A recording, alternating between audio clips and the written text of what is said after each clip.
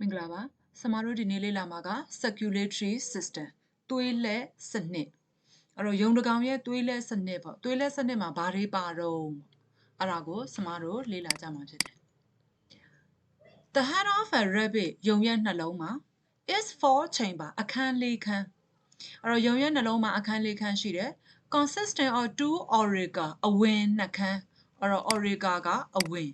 and 2 ventricle အထွက်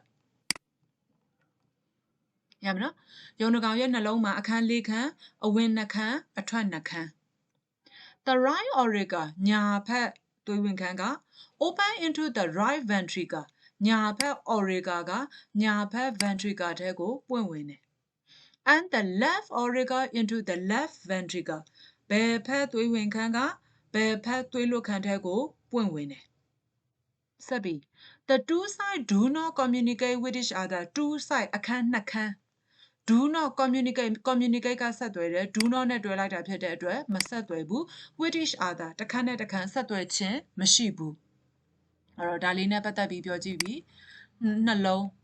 အဲ့တော့ယုံတကောင်ရဲ့နှလုံးမှာဘယ်နှခန်းရှိတော့အခန်းက၄ခန်းဒီဘက်က right ဒီဘက်က left အဲ့တော့ယုံတကောင်ရဲ့နှလုံးမှာအခန်း၄ခန်းရှိတယ်တစ်ခန်းနှစ်ခန်းသုံးခန်း၄ခန်း auricle နှစ်ခန်း ventricle နှစ်ခန်းအဲ့တော့အပေါ်ဘက်က auricle အောက်ဘက်က ventricle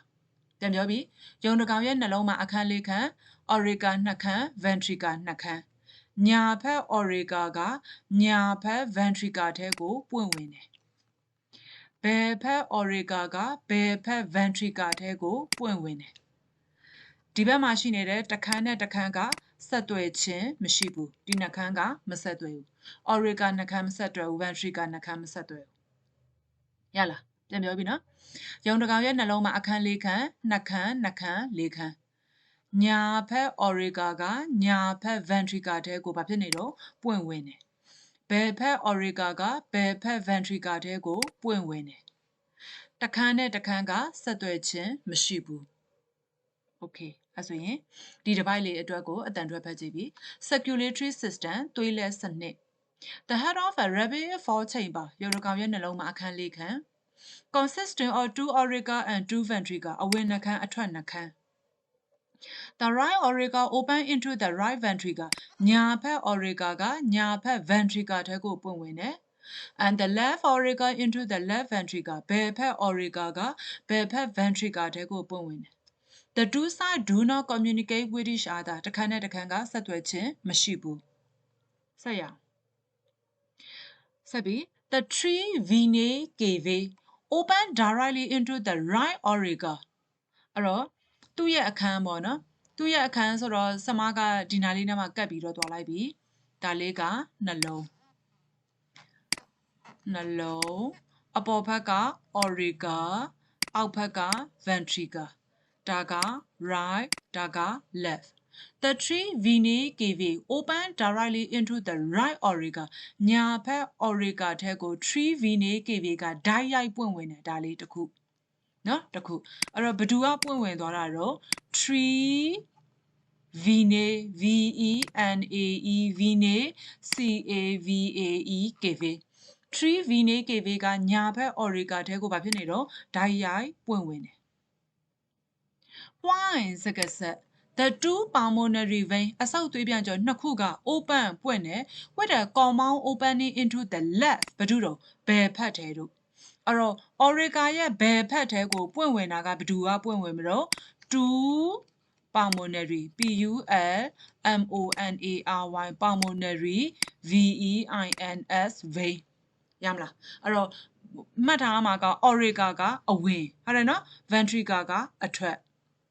အဲ့တော့ညာဘက် auricle ထဲကိုဝင်တာက three venae cavae ဘယ်ဘက် auricle ထဲကိုဝင်တာက two pulmonary veins ပြောပြီ The three venae cavae open directly into the right auricle ညာဘက် auricle ထဲကို three venae cavae ဓာတ်ရိုက်ပွင့်ဝင်တယ် Why စကားဆက် The two pulmonary veins open with a compound opening into the left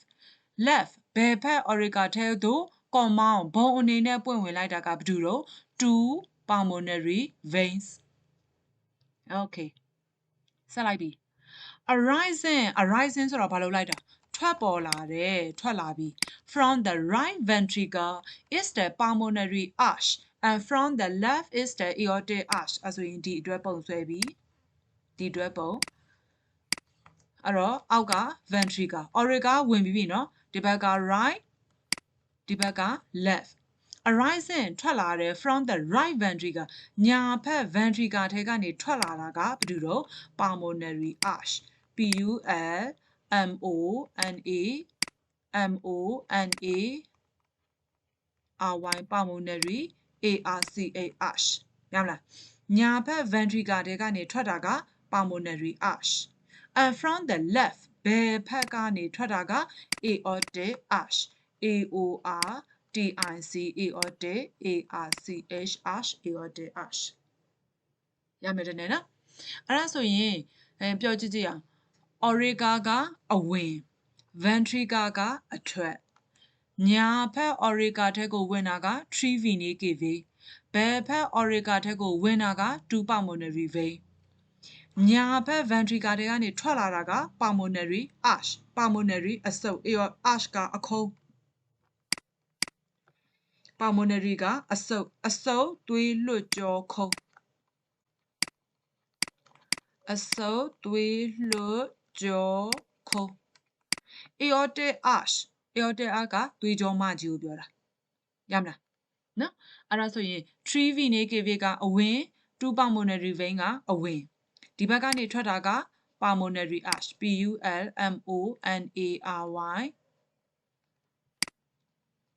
pulmonary arch နဲ့ဒီဘက်ကနေထွက်လာတာက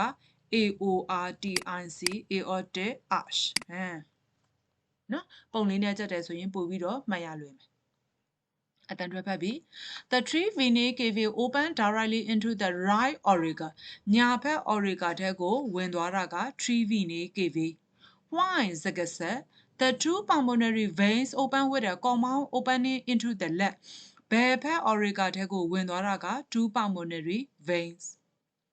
arising from the right ventricle ညာဘက် ventricle ထဲကနေထွက်လာတာက is the pulmonary arch အဆုပ်သွေးလွှတ်ကြောခုံး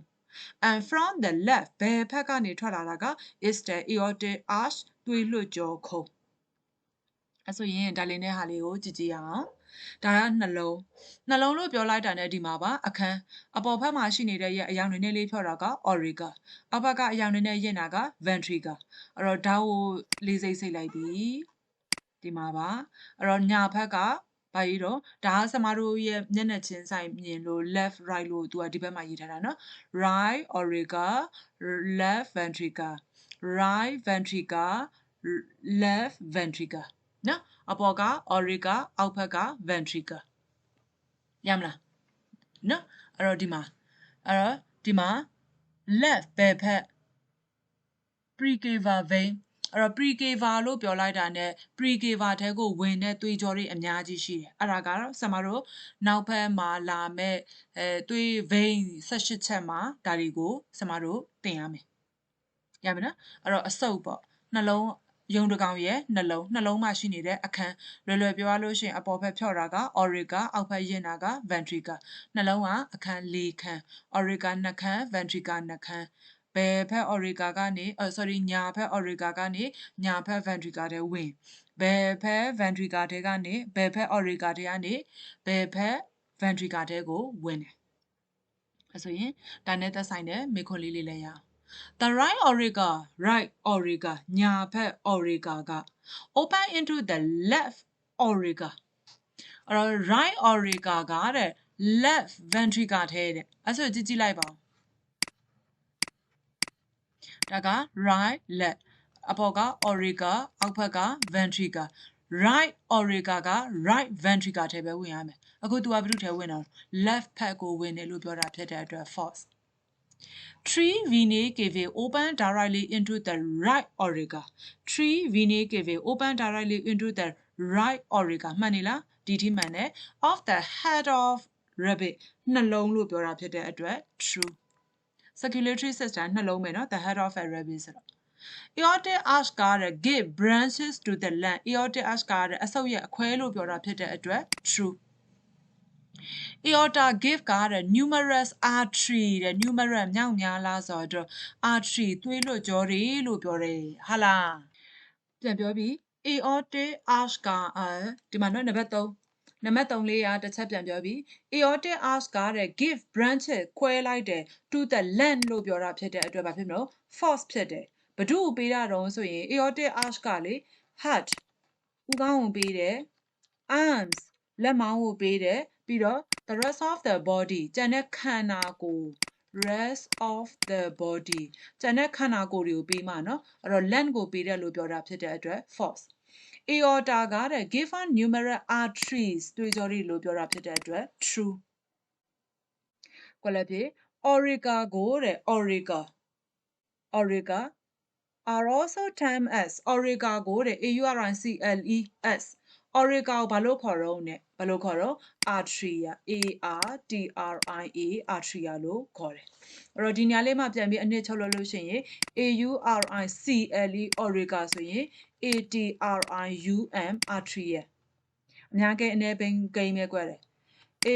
auricles auricle ဆိုရင် arteria arteria